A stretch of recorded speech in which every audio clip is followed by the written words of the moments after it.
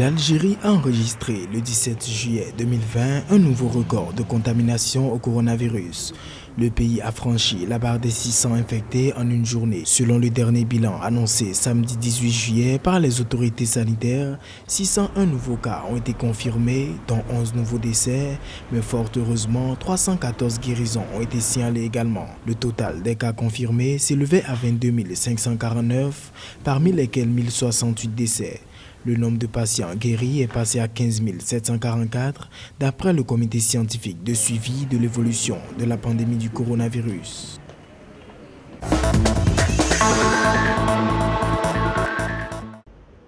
1 128 190. C'est le nombre de tests que le Maroc a déjà réalisé dans le cadre de la lutte contre la Covid-19. Le ministère de la Santé l'a annoncé samedi 18 juillet 2020. D'après la chef de la division de l'information et de la communication au ministère de la Santé, la doctoresse Jamila Djibli, le Royaume a renforcé sa stratégie de dépistage, passant à une moyenne de 20 000 tests par jour dès le 20 mai dernier. Depuis la découverte du premier cas en mars, l'apparition de foyers épidémiques avait fait exploser le nombre de contaminations avant de se stabiliser au mois de juin.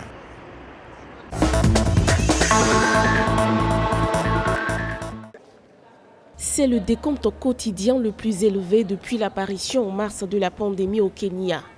Le ministère de la Santé a en effet confirmé samedi 18 juillet 688 nouvelles contaminations au coronavirus. Toutefois, ces dernières 24 heures, 457 personnes de plus se sont rétablies.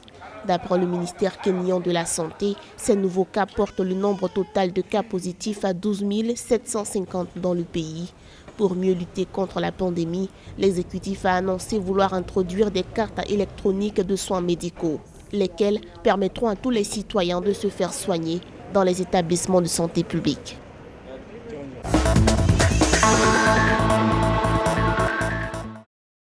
Le commissaire marché commun pour l'Afrique orientale et australe a annoncé vendredi 17 juillet le développement d'un portail en ligne au profit de ses membres. L'initiative, destinée à soutenir le commerce régional pendant la pandémie de coronavirus, avait été demandée par les États lors du Conseil des ministres de l'institution en mai 2020.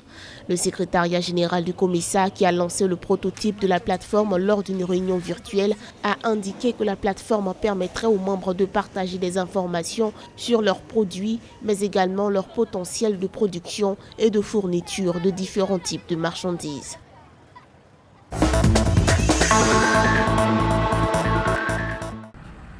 Au Cap-Vert, le président du conseil d'administration de l'hôpital central de Praia a remercié vendredi 18 juillet l'équipe d'assistance médicale chinoise présente dans le pays suite à un don de matériel médical offert. Le don comprend entre autres gants, lunettes de protection pour les chirurgies, consommables pour le service d'orthotraumatologie, incubateurs pour nourrissons, défibrillateurs cardiaques électriques, brancards et désinfectants. D'après les responsables de l'hôpital central de Praia, cette fourniture permettra de combler le déficit dans le cadre de la lutte contre la pandémie de coronavirus.